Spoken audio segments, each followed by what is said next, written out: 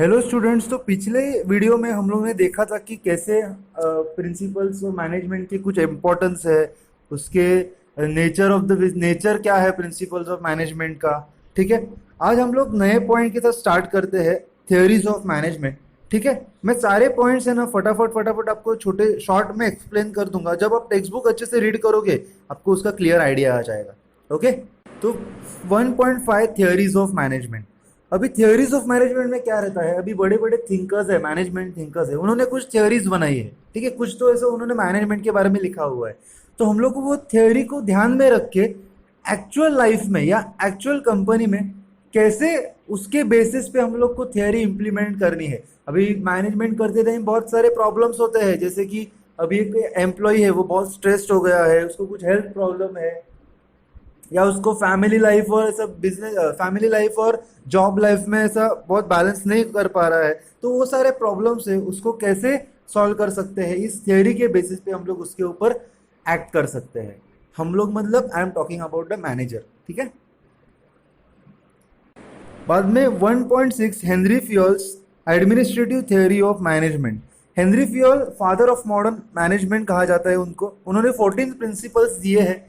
देखते हैं 14 प्रिंसिपल्स क्या है। पहला प्रिंसिपल है डिवीजन ऑफ वर्क। एक मैनेजर को बहुत सारे एम्प्लॉयज में से उनकी एफिशिएंसी, उनकी काबिलियत के हिसाब से उनको अलग अलग जॉब असाइन कर देना चाहिए। जैसे कोई कंप्यूटर्स में अच्छा है तो कंप्यूटर में, कोई मैन्युफैक्चरिंग या मैकेनिकल इंजीनियर्स वगैरह है तो उनको मैन्युफैक्चरिंग सेक्टर में अच्छे से उनको असाइन कर देना चाहिए। जो सेल्स में अच्छा है उनको सेल्स में असाइन कर देना चाहिए। तो मैनेजर का काम है कि वर्क को अच्छे से डिवाइड करना। सेकेंड पॉइंट है principle of authority and responsibility. अभी मैनेजर जो है उसके पास बहुत सारी अथॉरिटीज होनी चाहिए। इसका मतलब क्या कि अगर मैनेजर को आपने एक काम बोला है कि चलो बाबा ये हम ना इस टाइम में ये प्रोडक्शन या ये काम पूरा हो जाना चाहिए, तो मैनेजर के पास उतनी अथॉरिटी भी रहनी चाहिए। अगर कोई एम्प्लॉय काम नहीं कर रहा है तो उसको मेमो दे सके। मेमो मतलब क्या कि अगले बार गलती किया तो आपको जॉब से निकाला जाएगा। तो ये सारी अथॉरिटीज मैनेजर के पास होनी चाहिए। ऐसा रीजन इसलिए है कि अगर मैनेजर वो जॉब नहीं कंप्लीट कर पाता टाइम के अंदर तो उसको रिस्पॉन्सिबल भी होना चाहिए कि बाबा हाँ, आपको इतनी अथॉरिटी दी फिर भी आप जॉब कंप्लीट नहीं कर पाए, तो मैनेजर रिस्पॉन्सिबल हो जाएगा।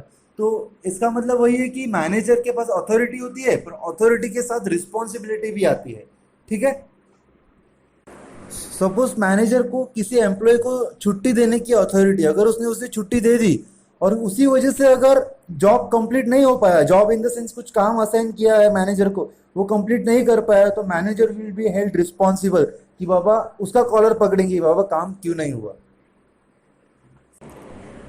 थर्ड पॉइंट है प्रिंसिपल ऑफ डिसिप्लिन। एक मैनेजर ने अच्छा डिसिप्लिन मेंटेन करना चाहिए ताकि काम अच्छे से हो पाए। अगर मैनेजमेंट थोड़ा स्ट्रिक्ट नहीं हो, मैनेजर अगर कोई स्ट्रिक्ट ना हो तो एम्प्लॉयज कभी भी चाहे तब छुट्टी ले लेंगे, जब काम का टाइम है तब टाइम पास करने लगेंगे। तो उसके वजह से कंपनी का प्रॉफिट वो ये नुकसान हो सकता है उसका। ठीक है, तो इसीलिए एक ये थर्ड पॉइंट दिया है कि प्रिंसिपल ऑफ डिसिप्लिन, मतलब एक मैनेजर को अच्छा डिसिप्लिन मैनेजमेंट में, मतलब कंपनी में जब एम्प्लॉय काम कर रहा है तब उसको अच्छा डिसिप्लिन मेंटेन करना चाहिए। फोर्थ पॉइंट है और बहुत ही इंपॉर्टेंट पॉइंट है principle of unity of command.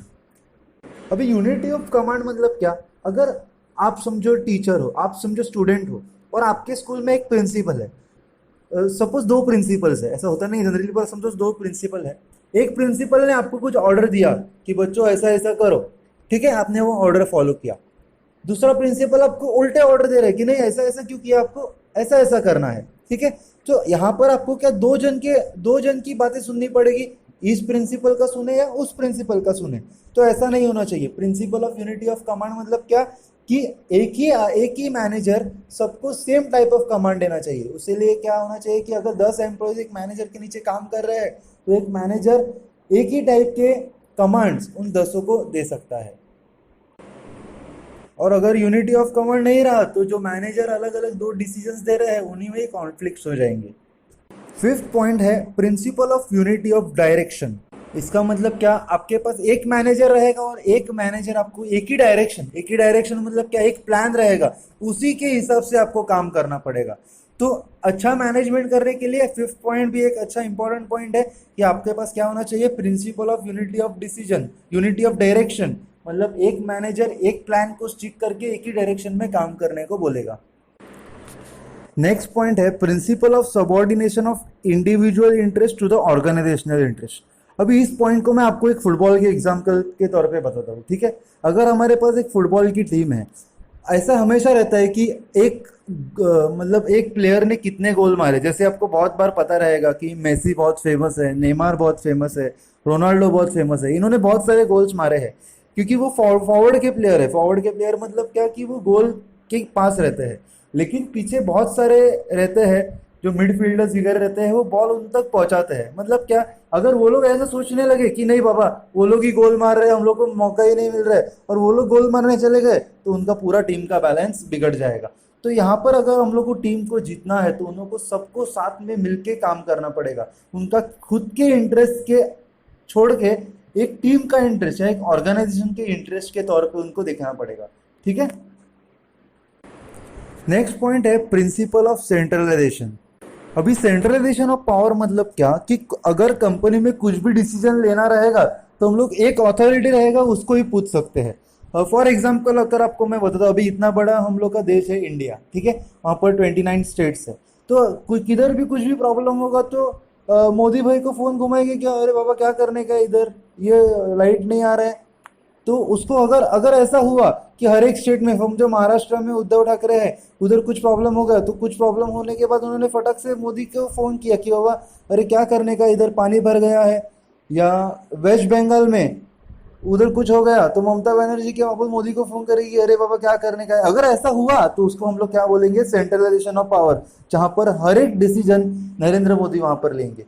लेकिन डिसेंट्रलाइजेशन ऑफ पावर मतलब क्या, जैसे महाराष्ट्र में कुछ हुआ तो बाबा हाँ इधर कुछ हुआ तो उसका डिसीजन हम लोग किसको देने देंगे, उद्धव ठाकरे लेगा। वेस्ट बंगाल में कुछ हुआ तो ममता बनर्जी लेंगी।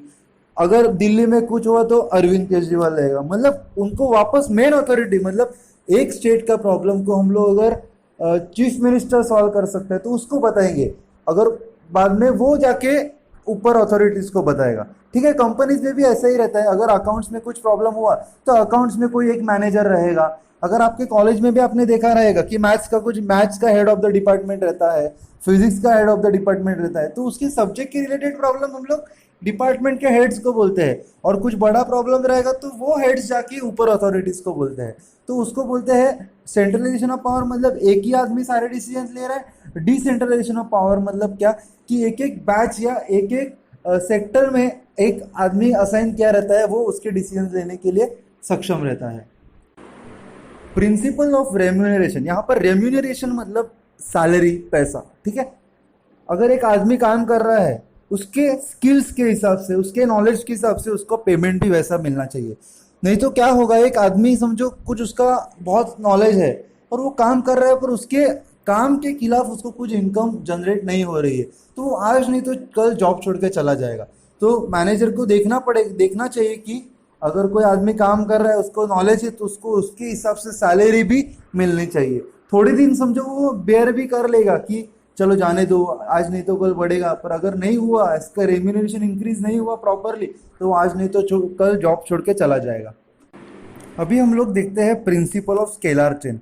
स्केलर चेन मतलब क्या है, एक हायरार्की रहता है। हायरार्की अभी आपको एक डायग्राम है, वहां पर टेक्स्ट बुक में पेज नंबर 7 पे एक डायग्राम है। ए वो हेड है, ठीक है, बी उसका सबॉर्डिनेट है, सी बी का सबॉर्डिनेट है और डी सी का सबॉर्डिनेट है। तो डी को अगर कुछ प्रॉब्लम, और वैसे ही एक दूसरा चेन आपको राइट साइड में दिखेगा कि ए के नीचे ई है, ई के नीचे एफ है, एफ के नीचे जी है। डी और जी एक सेम लेवल पे काम करने वाले लोग हैं, अलग अलग डिपार्टमेंट के समझो, ठीक है। तो अगर ना डी को जी से कुछ पूछना है,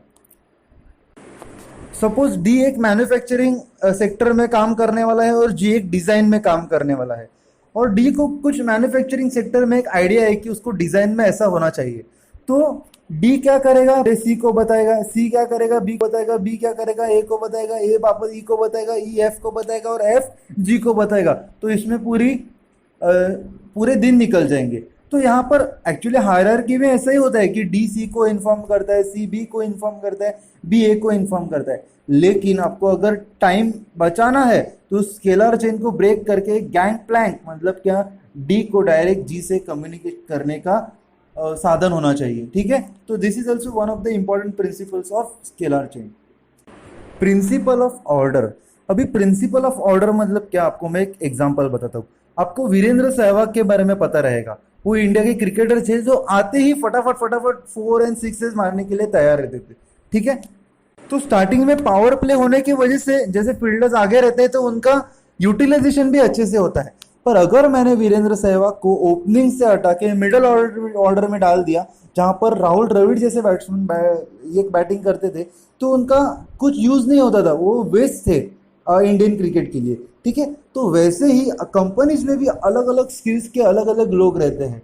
कोई कंप्यूटर्स में एकदम बेस्ट है, कोई दूसरी चीज़ों में एकदम बेस्ट है। तो मैनेजमेंट का काम है कि एक आदमी का इफेक्टिवनेस किधर है और उसको बरोबर जगह पे प्लेस करना।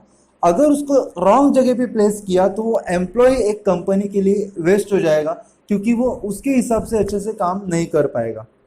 तो उन्होंने एक मस्त लाइन दी है यहाँ पर टेक्स्ट बुक में, a place for everything and everything in its place. मतलब हर चीज़ सही जगह पे होनी चाहिए। मतलब उसको इफेक्टिव यूटिलाइजेशन ऑफ रिसोर्सेज बोलते हैं, जो कि कंपनी का प्रॉफिट आपको करके देगा बाद में। नेक्स्ट है प्रिंसिपल ऑफ इक्विटी। इक्विटी मतलब यहाँ पर इक्वालिटी की बात की जा रही है। अगर एक ही लेवल पे कोई एम्प्लॉयज काम कर रहे हैं तो देखा जाना चाहिए कि उनको सेम रेम्यूनरेशन मिल रहा है।